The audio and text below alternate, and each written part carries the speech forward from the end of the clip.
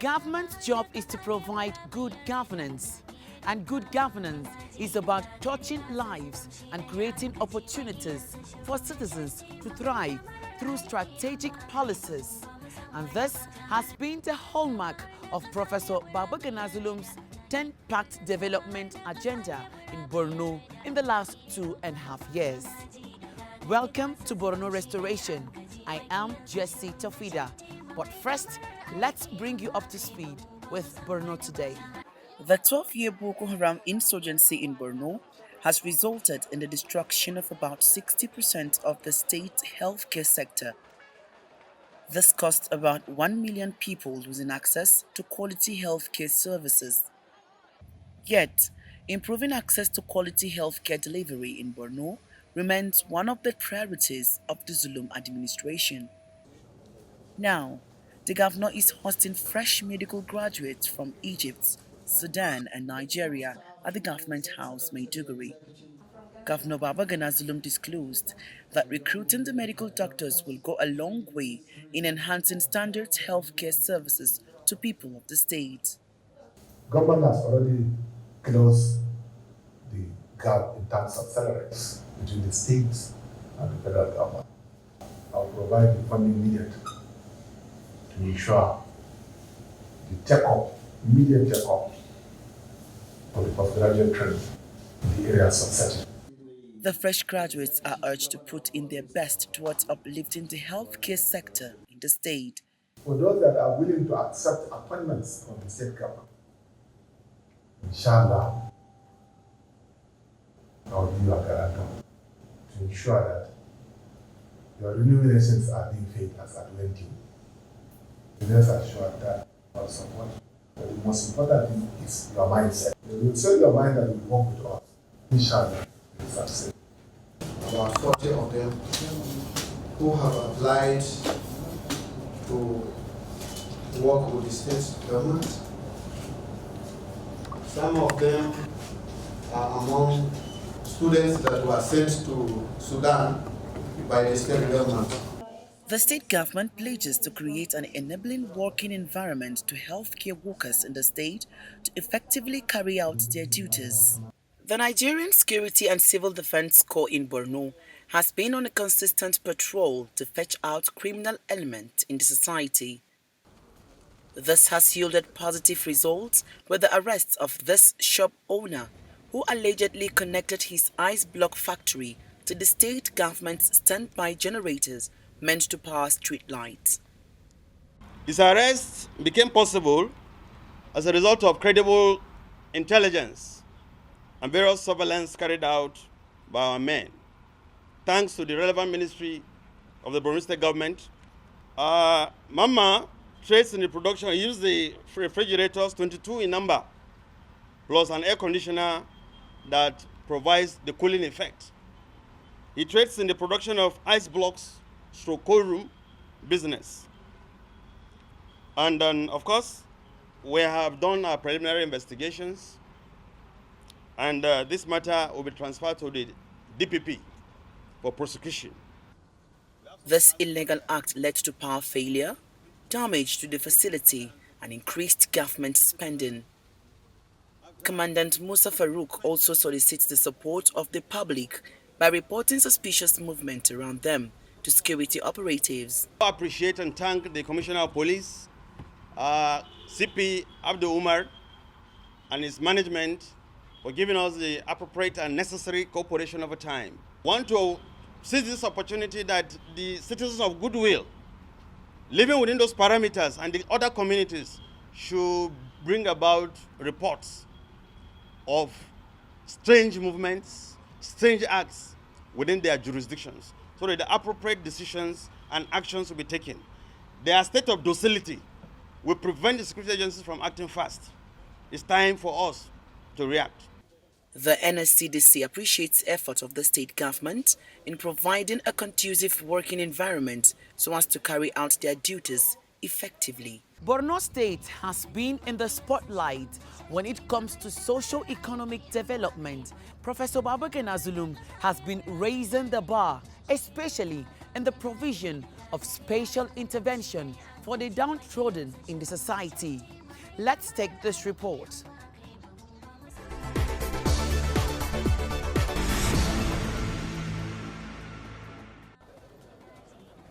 For 12 years now, armed conflict has left more than 2 million people displaced in the northeast of Nigeria, making it one of the world's most complex humanitarian emergencies.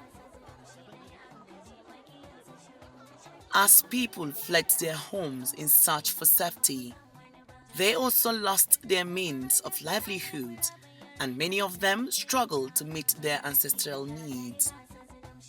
Increased risks of epidemics like cholera. But the Zulum administration is not sitting idly by, as it continues to swim against the tide by providing livelihood support to the people.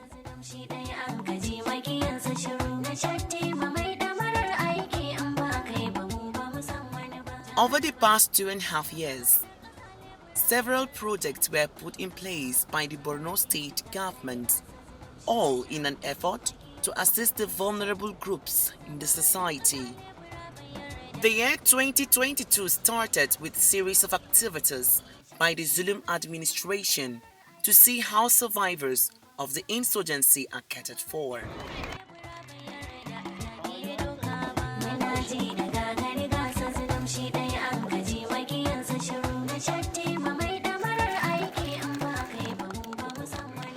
The governor met with the United Nations Under Secretary General and Emergency Relief Coordinator Martin Griffiths, as well as the acting resident and humanitarian coordinator for Nigeria, Matthias Kemley, to chart a way forward on how best to provide livelihood support to the vulnerable people. Our vision in the humanitarian community that I lead is of a world where people in need have their needs met on time, with respect, with principle, but in full support of the society and culture and government within which they live. For years to come, of our support for your policies and your efforts to bring peace and prosperity back to Borno, where it belongs and where it has been. The purpose of the UN is to support the government, including the state government here, for the benefit of the people of Nigeria. And I think that is our common agenda. We need to do what is best for people here to overcome dependency on aid and to make their life more worth living. I want to categorically convey one message to you, that some of the INGOs are not doing well. They are here to make money, they are here to create problems for us, and under no circumstances, Governor of Borno State will allow the leadership of the state government to be handled by them. And therefore, there is a need for us to separate the chaff from the wheat and deal decisively with those that are not willing to key into our own objectives.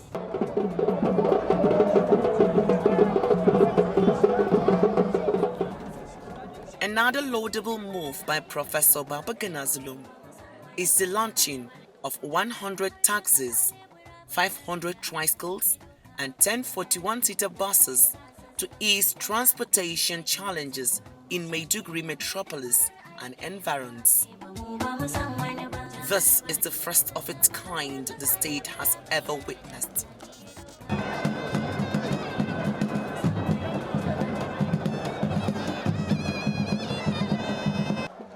At the ceremony, the governor noted that the vehicles will enhance urban mass transportation in Maiduguri, Jere, and Konduga local government areas. 2,200 youths will benefit from the tricycles and the taxis and have 50% subsidy of repayment. During the launching, Governor Zulum also announced 50 million naira grant to 1,000 members of different tricycle operators who have not benefited from the urban transportation projects.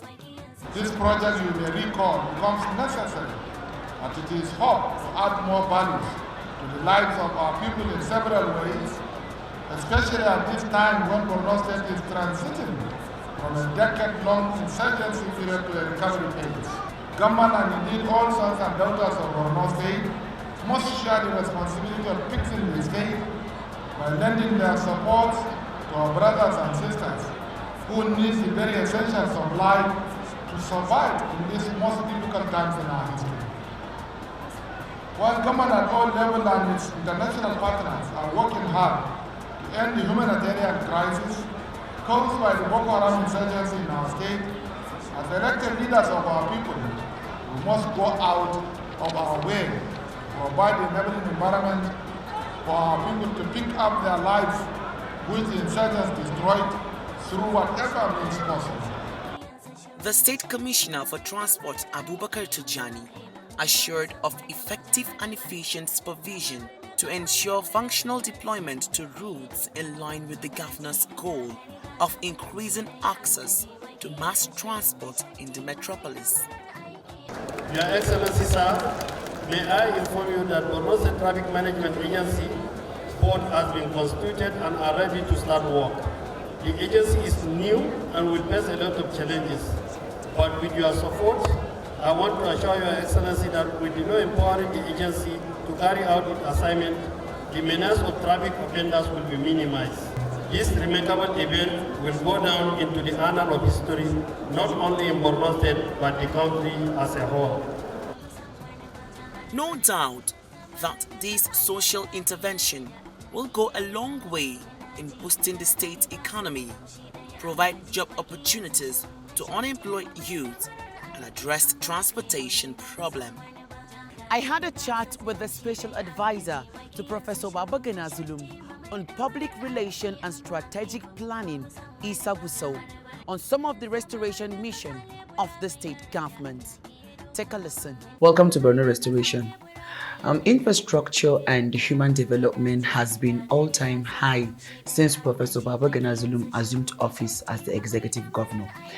Tell us about how his 10-part development agenda contributed to the state's success story when it comes to socio-economic advancement. I think one of the benefits of Professor Babagana Zulum, or some of the unique qualities of him that the people of Borno have benefited from, in my opinion, are about 3 to 4 things. The first one is that he's an engineer. You know, engineers by their nature are driven by all kinds of developments, particularly infrastructure. Even though he's not a civil engineer, he's an irrigation engineer, but like some people will tell you, an engineer is always an engineer. And even in the water sector where he specialized, there are lots of infrastructural things there. And then his background. Zulum was a rector in Ramat Polytechnic, and while he was a rector under the Resettlement Administration, he brought about a lot of transformation at the Ramat Polytechnic. So in other words, he had the experience of doing some public sector infrastructural works while he was there. And then as Commissioner for Reconstruction, Rehabilitation and Resettlement under the Resettlement Administration, 30,000 houses were built during the Resettlement Administration, and it was Zulum that coordinated, the whole of that. So he came with all of that background. And then being a commissioner of RRR, one of the things about RRR is that it's interwoven. It's just like information. The Ministry of Information, for instance, is involved with virtually all the activities of all ministries or office of the SSG. So the Ministry of RRR is involved in all the sectors. So Zulum had the advantage of having a fair knowledge of what obtains in all the ministries. And then ultimately, which is far more important than everything, is the man's commitment. Professor Zulum is someone that is extremely committed. To be honest with you, when he started working as a governor, I started working with him. Not that I didn't trust him, but normally as a journalist, journalists, we have critical mindsets. We are always suspicious. We are like academics. We see things from different sides. So I saw him, I said, well, maybe he's just a politician like every other politician. Maybe he's just trying to impress. But over time, I got to know that this is who Zulum is. The man is not pretending. That is him. You cannot have 30 minutes conversation with Zulum without him talking about one project or the other. So it tells you that the man is a progressive in nature. He is developmental in nature. He's someone who wants to make impact. He goes to bed thinking about Borno. He wakes up thinking about Borno. He eats, he drinks, thinking about Borno. And all of this drives his passion for development. And then I think talking about the 10-pack agenda, you know that from day one, while he was campaigning, he had his blueprint or a projection of what he wanted to achieve. And don't forget that soon after he became governor, 2 days after he was sworn in, he started a tour of 27 local government areas. I think he started with Gusau, if I'm right. He went to Gusau on 31st of May. Then from there, he came back to Bama and Konduga, and then continued. He went around 27 local government areas, even though he had some knowledge of most of the things while he was commissioner for RRR. But of course, there were areas he couldn't have known because maybe they didn't have to do with his office, at that time. So while he became governor, he went around on a needs assessment. So he armed himself with knowledge and understanding of the peculiarities of each of the 27 local government in terms of their needs. And then he also had consultations with key stakeholders, like members of state assemblies representing each local government, the members of House of Reps and senators representing constituencies, the commissioners, former office holders, other key stakeholders. So he did a lot of consultation to identify the priorities of each local government area. So he was armed with all of that. And then that's why he keeps moving. And one thing he keeps saying, which is really important, the governor would always tell you that what makes the private sector succeed over the public sector is the absence of supervision at the public sector level. He will give you an instance. You could find a teacher, for instance, who is teaching in the public school. Maybe he earns 30,000 or 40 or 50,000 or even more than that. And you discover that that teacher doesn't go to class to teach. But you discover that the same teacher might be doing a lesson for someone, maybe in a private home where he's being given 10,000 naira as salary. But that teacher never misses, the lesson. The reason is because if he doesn't come, the mother of the child or the father would call him. So what Zulum ensures is strict supervision. That's why you see him appearing at project site 1 a.m. He goes to hospitals at 2 a.m., 3 a.m. He appears in schools 6 a.m. That is the kind of supervision, and it works a lot. It energizes workers, it keeps everybody on his toes, and that's why you're seeing the results. The state government has continued to show enormous support to the military. Now, tell us what non-kinetic approach the state is adopting to sustain the gains recorded so far. Governor Zulum, from day one, as part of the 10-pack agenda, did say that he was going to combine kinetic and non-kinetic responses. And then the kinetic responses, which, within the first week he became governor, he increased the salary or the allowances of civilian JTFs. He ordered the recruitment of thousands of hunters. He got them a lot of vehicles, and deployed them. And then, the army itself has regularly acknowledged that the governor gives overwhelming support to the military, especially through, gathering of information that often leads to actionable intelligence in addition to logistic support. Now, the non-kinetic is good leadership. One of the things that you achieve as a leader is being able to inspire people. And you can only inspire people when people believe in you, when they trust you. So the governor has earned that confidence. And then, of course, you know that the governor is always is the chief humanitarian officer of Borno State.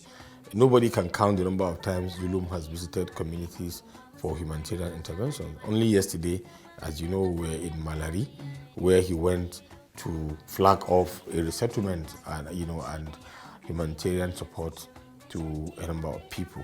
So the governor, part of the advantages of doing that is that you make people to believe in the system, to discourage them from even contemplating joining the insurgents.